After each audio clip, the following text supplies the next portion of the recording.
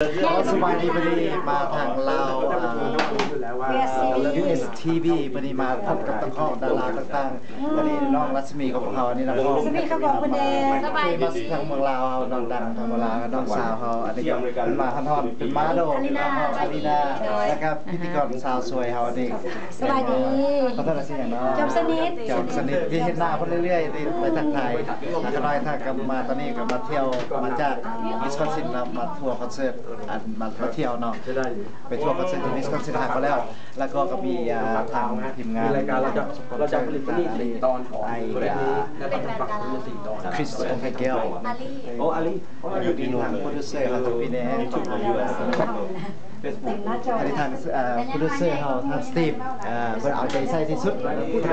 คนลาวเขาคนที่เอาใจใส่ที่เสียสละเพื่อแห่งงาน